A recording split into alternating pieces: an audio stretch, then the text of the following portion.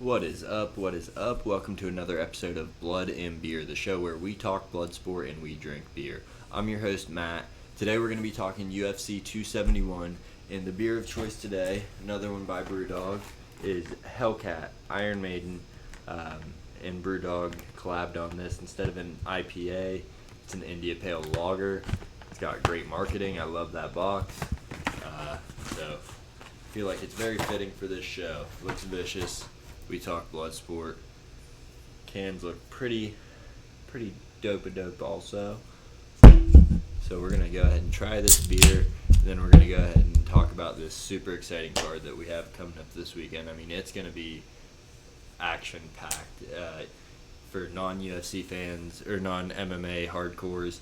It's got a lot of just names that you'll know, and then for the hardcore fans, all the way down from the early prelims to the top of the card, it's going to be a blast. I can't wait to watch this. With that being said, let's go ahead and check out the Hellcat, Iron Maiden, and Brewdog.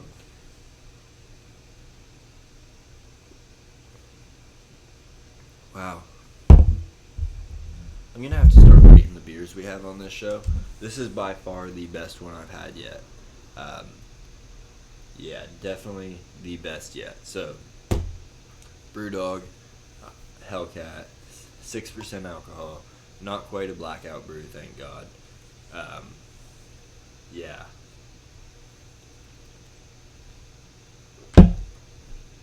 Also, if you're still watching, shout out to my friend Chase, gave me this idea.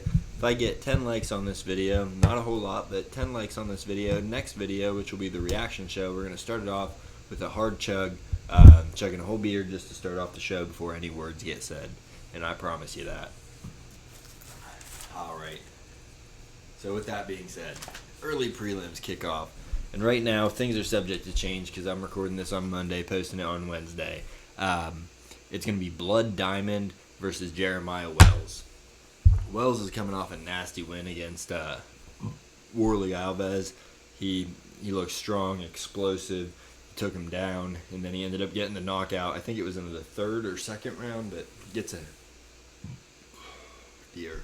Goodness gracious, gets a nasty knockout. So he's coming into his own in the UFC. He's a beast. He's taking on Blood Diamond, a kickboxer with an extensive record. Not a ton of KOs in kickboxing. They do have bigger gloves, but he's more of a technical fighter. He's 3-0 in MMA right now. Trains out of City Kickboxing. Jeremiah Wells is a tough test for your UFC debut for Blood Diamond. I'm going to go ahead and pick Jeremiah Wells. It's going to be an exciting fight. I think Wells just is more rounded from what I've seen and everything, and can probably get this fight to the ground if he wants. And if it's standing, he's got more of the knockout threat than Blood Diamond has. So I'm going Wells in that one. Lock it in. So that's our first fight on the card.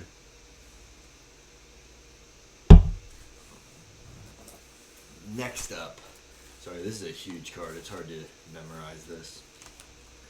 Next up, we have Douglas Silva de Andrade versus Sergey Morozov. Andrade, he's a skilled striker. He's a UFC vet. He's been around the block.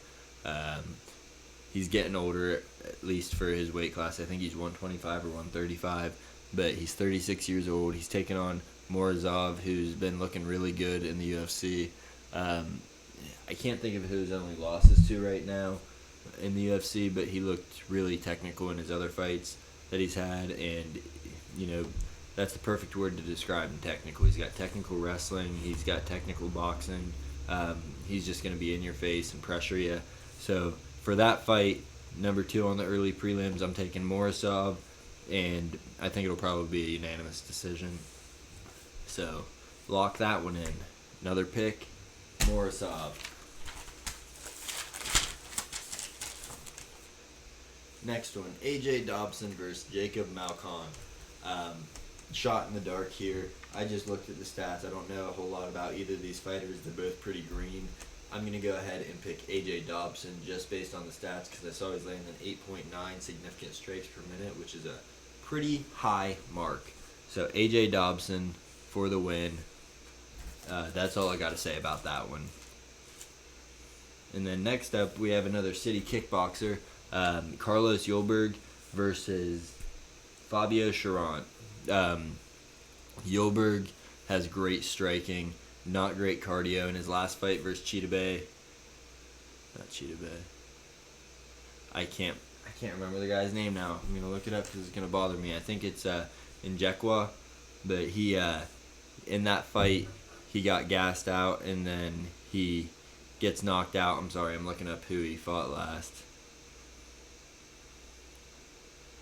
And then he's fighting Fabio Charant, who's never won in the UFC. He's 0-2 right now. But he's got really good ground game, wrestling and jiu-jitsu. He's got quite a few submissions under his belt. Kennedy and Nchekwu. So that's who it was. And Nchekwu got the crap kicked out of him for the first round and a half and then just realized Yolberg was gassed and wrecked him. So hopefully Yolberg learns from that. But I'm picking Yolberg. This fight's going to be decided on where it takes place. If it goes to the ground, Charant definitely has the advantage there, just because city kickboxing's not known for their ground game. That's for sure. They're strikers. Not to say they don't have good ground game, but Charant would take it on the ground, I think, just with his wrestling and his jiu-jitsu. Yolberg, I think, is going to look to keep it on the feet, and he's pretty strong. He could probably break out of a lot of the takedown attempts. So I'm picking Yolberg, very hesitant, but go ahead and lock it in. Carlos Yolberg gets the dub. Maybe. And then we have Renato Moicano versus Alexander Hernandez. This fight, another one that's going one of two ways. It's really a matchup, or a style matchup. Moicano, he's a jiu-jitsu ace, so to speak. He's got like half his wins. Yeah, let me make sure this is right.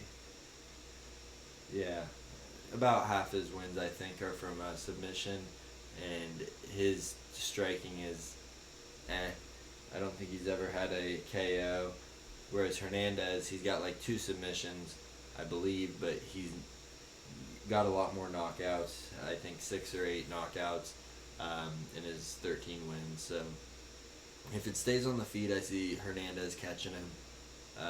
If it goes to the ground, Moicano is probably going to school him and take him out there.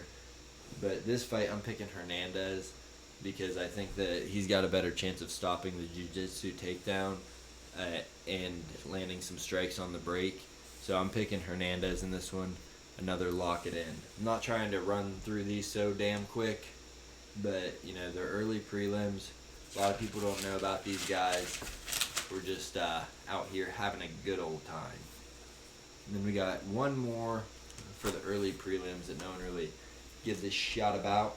Ronnie Lawrence versus Mana Martinez. Like I said, this is a huge card. I couldn't do research on everything.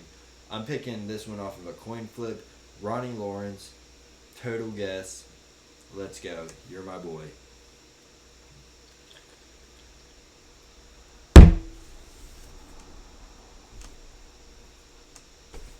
All right. On to. That's what blood and beer is all about, baby. Getting them belches in, I guess. Early prelims are over, though. We're on to the prelims. Kicking it off, we have William Knight versus Maxime Grisham. William Knight's super strong. He's a competitor. He loves to fight, loves to just go out there and try to put on a show. He's got really good wrestling. He can put you out with one shot. I mean, dude is short and not like me, I guess. He's like freaking bowling balls on his arm. Dude is huge. So this fight, I'm picking Knight. I think that he's going to grind it out with his wrestling, do some ground and pound damage, and probably hurt Grisham on the feet. But Maxime is a UFC vet. He's a vet all around. He's had almost 40 fights.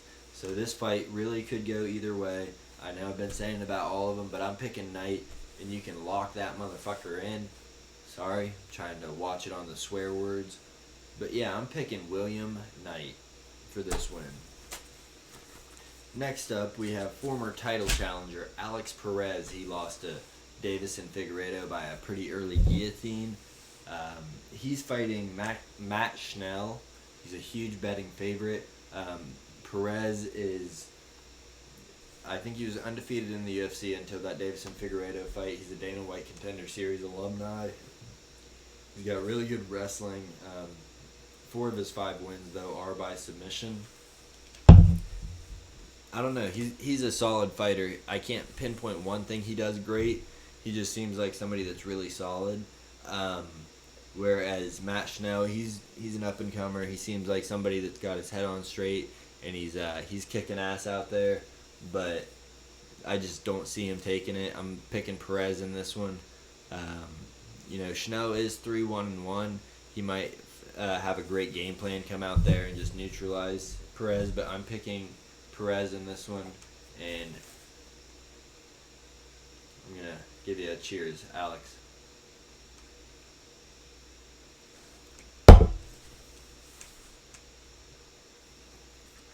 Alright.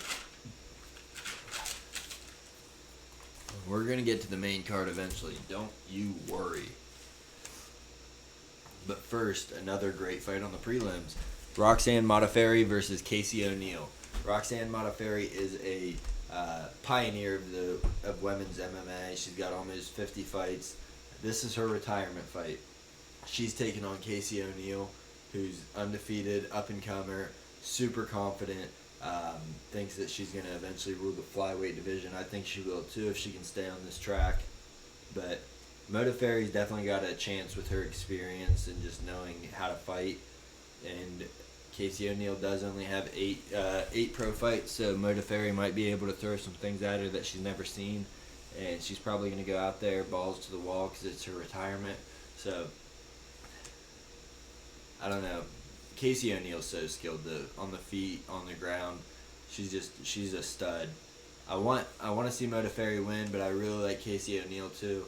I'm picking Casey O'Neill, and I think it's going to be a unanimous decision victory or stop the fight by ground and pound. She's got a really good ground game. And last fight on the prelims, I believe. Let me double check this. Yep. Last fight on the prelims, we have Andrei Arlovski versus Jared Vanderaa. Andrei Arlovski is still out here doing it, looking sharp as ever. He's growing a beard. Yeah, it's looking great. It's absorbing a lot of the shock. His chin is back. His striking looks amazing. I think his only recent loss really is Tom Aspinall, who's climbing the rankings pretty quick. I'm super pumped to see Arlovski go out there and put on a show. He's fighting heavy hitter Jared Vanderaa, who he looked great on Dana White Contender Series since he's 1-2 in the UFC though. His only wins against Justin Taffa, who is also negative in the UFC. So this might be a make or break kind of thing for Vanderaa. He's definitely no slouch, but Arlovski, he's really good at using his experience. He's really good at using his striking and keeping you at range and neutralizing what you do well. I'm picking Arlovski in this one, and I think it's going to be a knockout because Arlovski is the man. Never going to be a UFC champ again, but goddamn, don't we wish he would be? All you longtime fans, don't we wish he would be? Ugh. Alright, so that's what we have for the prelims. And now, on to the main card. It kicks off hot. Bobby Green versus Nasrat Haqparast. Both are on a tear right now. Bobby Green, I think, he knocked out Iaquinta in the first round in his last fight. Before that, he lost to Rafael Fiziev, but it was a great fight. I thought he won it. A lot of people did. Bobby Green's looking great. His striking's nuts. He talks shit in there, which, draws in the fans. He's a fun fighter to watch. Nasrat Haqparast, he's 5-1 in his last 6. He lost his last fight, but that was to Dan Hooker, who, can't hold your head about losing to Dan Hooker. Dude's a beast. I mean, he's dropping down to featherweight just because he realize he's not that top tier, but he's definitely the upper echelon of the lightweight division. He just not going to capture gold there, unfortunately. But yeah, Haqparast, he's got all the skills in the world. He just isn't the top tier also. Bobby Green, he's got great striking. He kind of holds his hands down low, but he'll catch you and move out of the way. It's going to be a great fight, I think. Fireworks to kick off the main event. I'm picking Bobby Green. God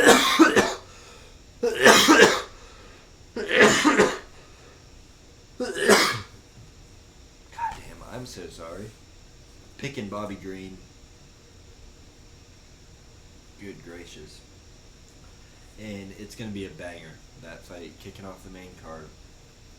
Next fight, I don't know how much of a banger it'll be, but Kyler Phillips versus Marcelo Rojas. Phillips is very well-rounded, has just really good MMA all around. He's a training partner of Sean Strickland. He's got solid wrestling, solid striking, and he's been kind of kicking ass. Hasn't been dominated in any of his fights. I think he has one UFC loss. But yeah, he's a very competent fighter, and when he's in there, he just looks like he's flowing. He's fighting Marcelo Rojas, who's also a really good fighter. I was surprised to see the odds on this with Rojas being a vet and everything. But Rojas, in his UFC debut, he did get knocked out by, I want to say it was Charles Jourdain, but I'm not 100% positive on that. Pretty sure it was Charles Jourdain though. So they got, I think it was like minus 400 to plus 330 for Phillips. I'm gonna pick Phillips in this, but if I was a betting man, I'd definitely throw 10 or $30 down on Rojas, because I don't think it's that wide of a spread, and you're gonna triple your money. So bet on Rojas, but don't be sad about the money you lose. And also, never listen to me.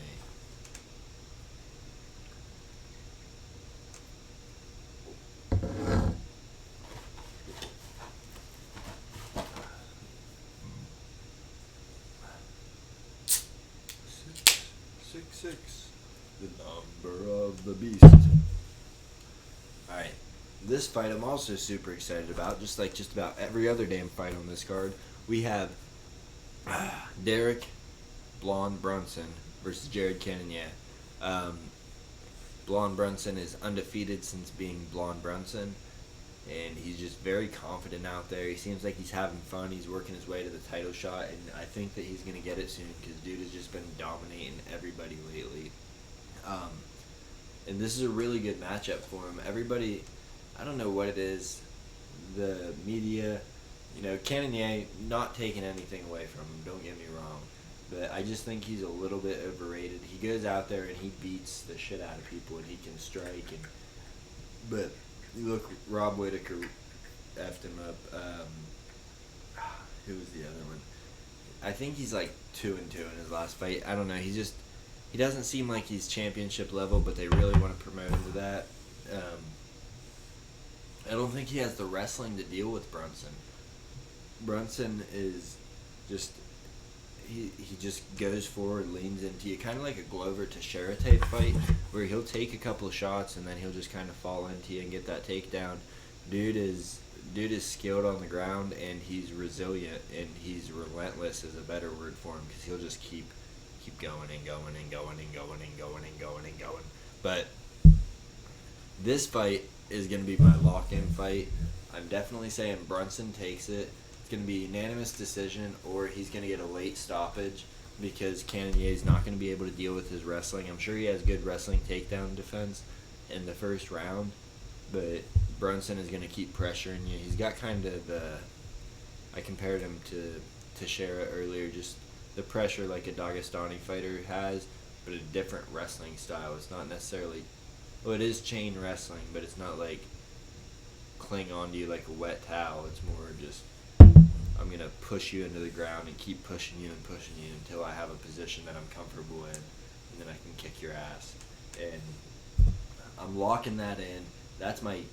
This is the one I'm most confident about, and I bet I might be wrong, but I think this is going to be a pretty easy win for Brunson, who's the underdog. So another one I'm saying to bet on, but don't listen to me. is Derek Brunson versus Cannonier. Pick Brunson. And don't try to pick the finish because it's either going to be unanimous decision or stoppage, but we just don't know. That's my opinion, of course. Probably going to be wrong. My friend that comes on the show this week, he's got almost the opposite picks that I do.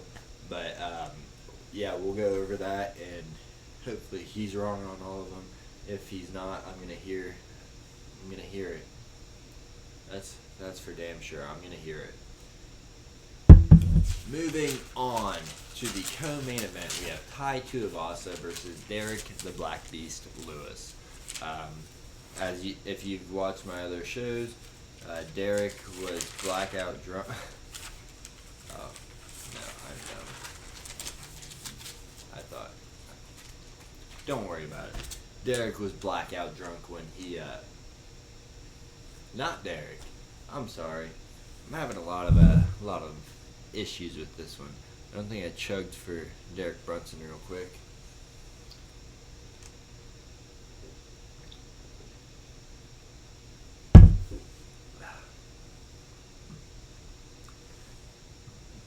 Alright, we're going to rewind that a little bit. Tai Tuivasa versus Derek Lewis. Tai Tuivasa was blackout drunk when he accepted this fight, but he's happy he did. They both seem like they respect each other, huge fans of each other. It's the Shoey King versus the Knockout King. Derek Lewis, yeah, he got pieced up by Cyril Gahn. I don't want to hear it because he went out there and knocked out Chris Dawkins. He's still got it. He's still out there kicking butt. Tai Tuivasa's got them dynamite hands also. This one's going to be first one to land. And I don't know what else to say about it other than you're going to have to watch it. $75 for that pay-per-view. Find a couple friends and split that shit because you're going to want to watch this. It's going to be great. And it's just not a show you want to miss. I really think this is going to be one of the most exciting fights you see. Or it's going to go out there and be a one-punch knockout by either Lewis or Tuivasa. But if Tuivasa wins, I'm going to add to my wager from the last time I said it a couple minutes ago where I said 10 likes gets a chug. Tuivasa wins and I get 10 likes. That chug is turning into a shoey at the start of the video before any words are said. And you can bet your bottom dollar that, damn it.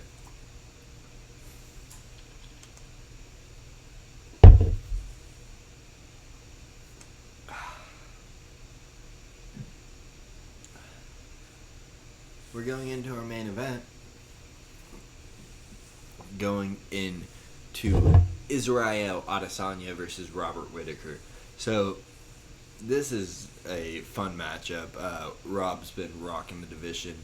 Izzy has been dominant in the division. He got kind of, laid on by Jan. Jan beat him. He outstruck him and everything. But it wasn't the most exciting fight. We'll talk about it in just a moment. Let me take a drink, catch my breath. I've been talking a lot. Not in the best of shape.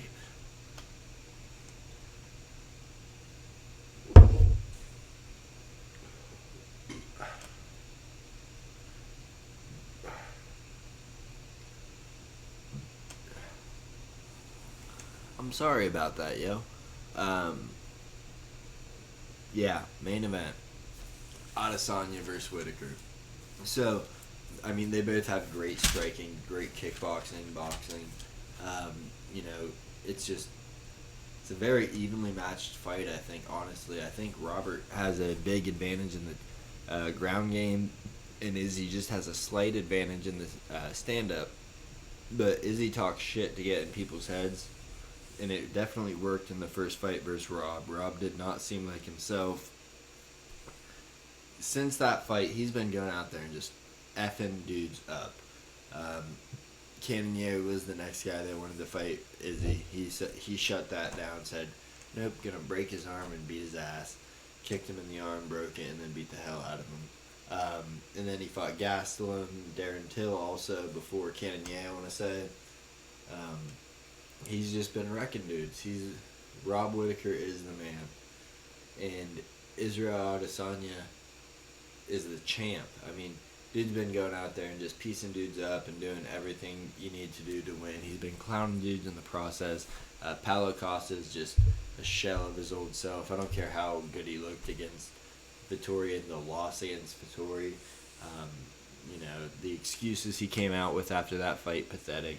Vettori, he's still looking good. He hasn't fought since then, but I think he's got a good head on his shoulder, and he's not like a Paulo Costa that just has too much ego for his own good. Yoel Romero, I think he was kind of over the hill. He's great. He doesn't seem to have it anymore. It's going to be a great fight, honestly. I have no idea who's going to win. But if I had to pick,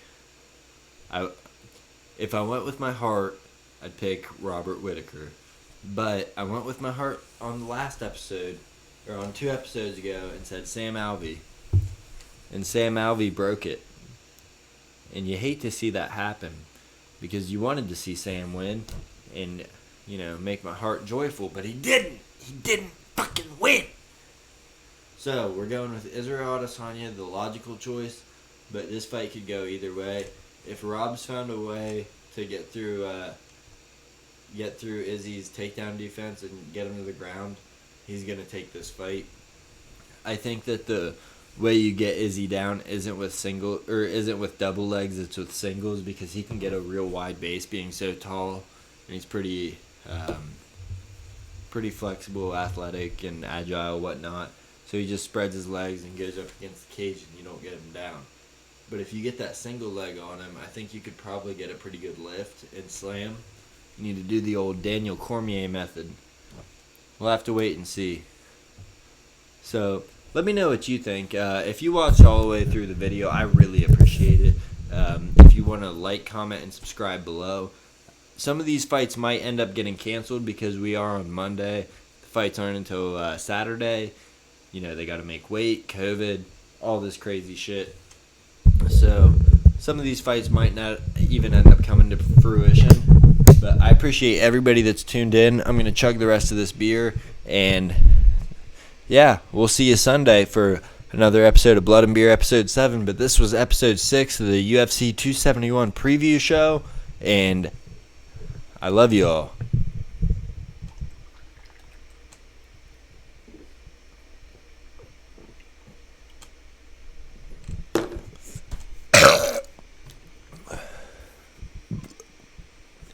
Computers, man.